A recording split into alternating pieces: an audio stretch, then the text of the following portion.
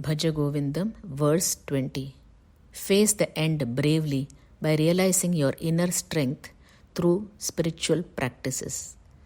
Bhagavadgita Kincidadhita Ganga Jalalavakanika Pita Sakrdapi Yena Murarisamarca Kriyate Tasye Yamena Carca. Bhaja Govindam, Bhaja Govindam, Govindam Bhaja Mudhamate. To one who has studied the Bhagavad Gita even a little, who has sipped at least a drop of Ganges water, who has worshipped at least once Lord Murari, there is no discussion with Yama, the Lord of Death. Seek Govinda, O foolish mind. Let's listen to a story based on this verse.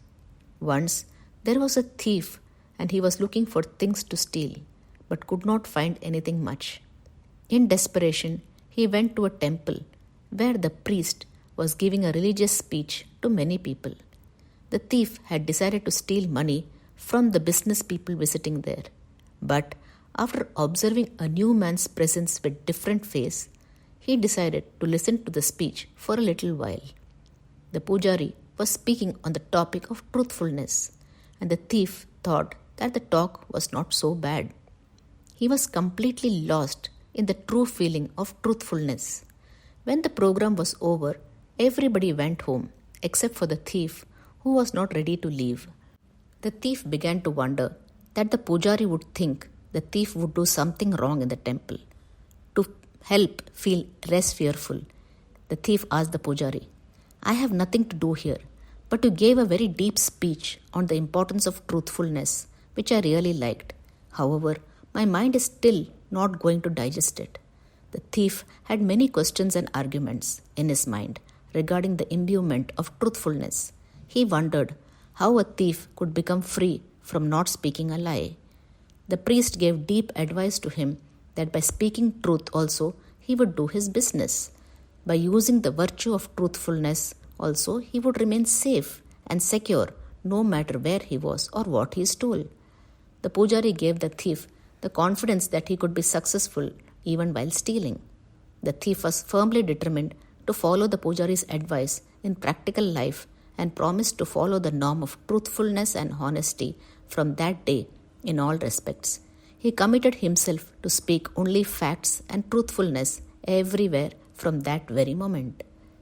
While making the promise not to speak a lie in his life, as he was going out from there, at the very same time, the king, disguised in an ordinary form, was roaming there to look after the atmosphere of the capital city.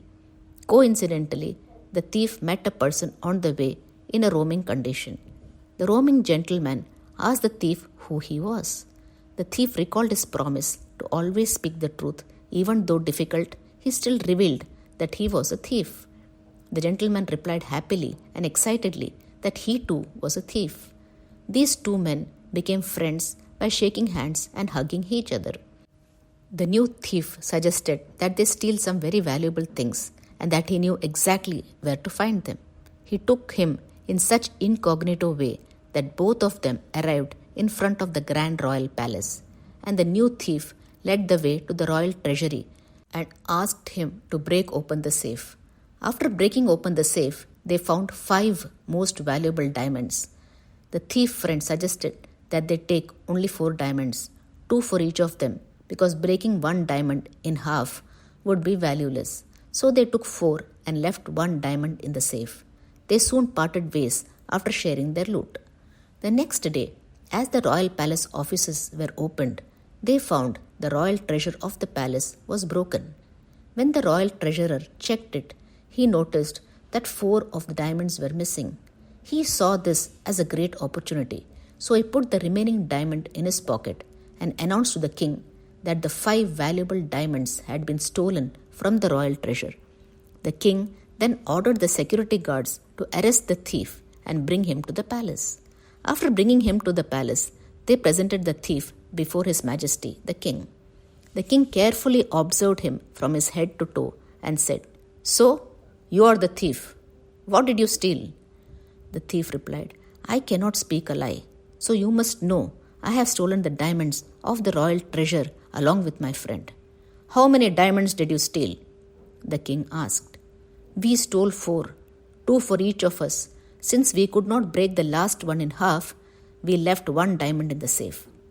The king then asked the treasurer, "How many diamonds are missing?" "All 5, Your Majesty." Realizing what had happened, the king immediately fired the treasurer and appointed the thief as the new treasurer for his commitment to always being truthful. Once the thief developed the habit of speaking the truth, he was rewarded, and soon he gave up all other bad habits also. Practice of one good habit with determination and conviction will help us to remove other bad habits as well and be a good, transformed human being. One must forget the wrong done to them by others and the good that they do to others. When one takes up some positive task, the negative attitudes will fall off. Good habits will drive out bad ones. One must live the verse. When we start practicing even one value of the Gita uncompromisingly, slowly, other values will come to us. One must make a conscious decision to practice what we have learned. As one grows and is in the path of spirituality, he realizes that the joy of Vedanta is in its practice. When we run after other pleasures, they only leave us wanting more. But in Vedanta, when we learn to practice, it is a joy that is very fulfilling and makes one peaceful. Taking a dip in the river, people resolve not to go back to their old ways of living. They are ready to start fresh. Though the water touches only the body, the attitude within also changes. Worship the Lord with sincerity. To those people with complete faith and surrender, death comes with acceptance. To those who live intelligently and practice what they learn, there will be no fear of death. Let's now listen to a story for students. An old farmer lived on a farm in the mountains with his young grandson. Each morning, Grandpa was up early, sitting at the kitchen table, reading his Bhagavad Gita. His grandson wanted to be just like him and tried to imitate him in every way he could.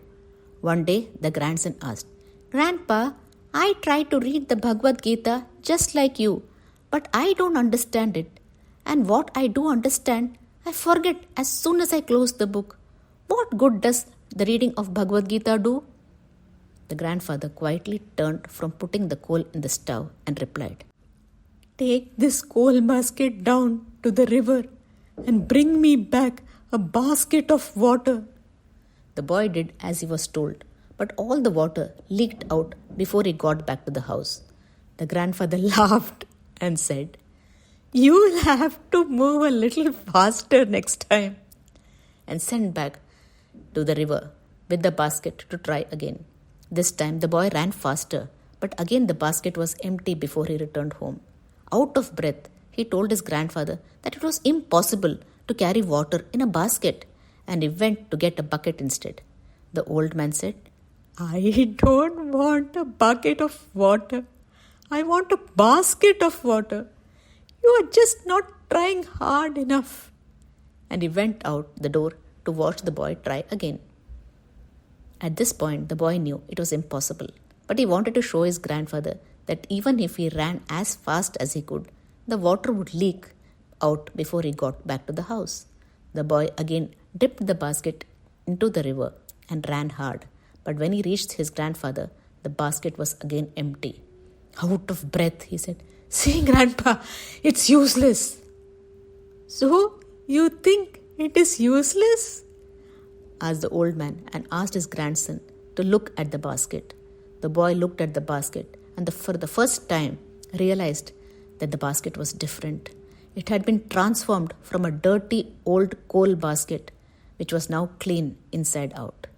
"Son, that's what happens when you read the Bhagavad Gita.